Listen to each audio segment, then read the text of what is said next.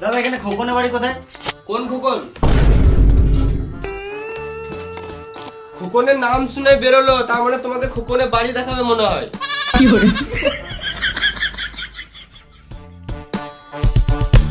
ও দাদা পালাচ্ছ কোথায়? খোকনের বাড়িটা বলে যাও। আমি চিনি না।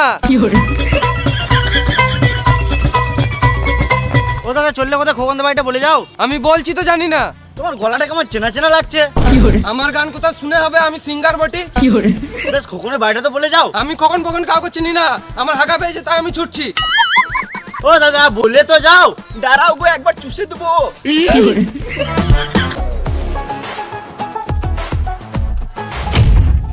শুয়োরের বাচ্চা খোকন, পালাচ্ছিলিস কি কেন? মাথা আমার টাকাটা দে।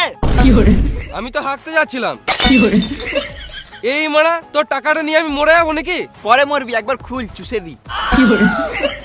আমি একেই তো মন্টি মনে করে টাকা দিয়েছিলাম। শুয়োরের বাচ্চা আমার নাম ভাঙিয়ে খেছে।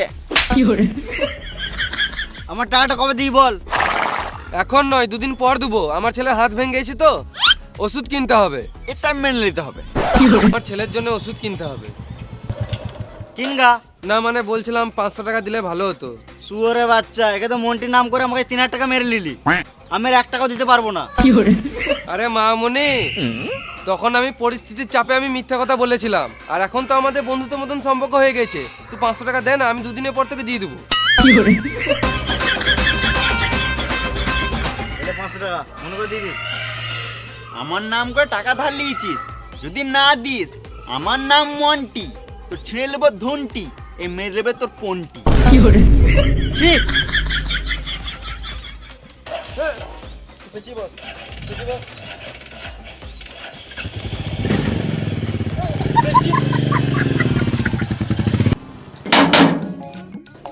কেবে দরজা ছকছক করছিস?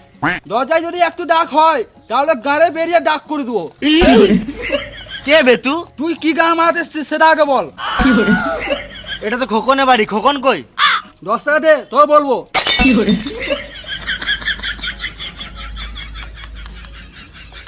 কখন বাড়িতে নাই?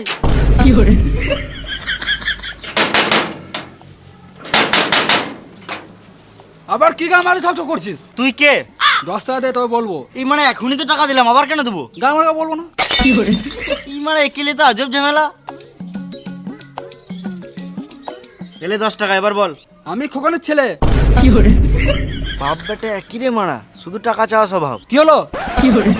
আরে তোর বাপ বলছিল তোর হাত ভেঙে গেছে। উল্টো পাল্টা বলবি না, না হলে তোর মুখে থুকে দেবো।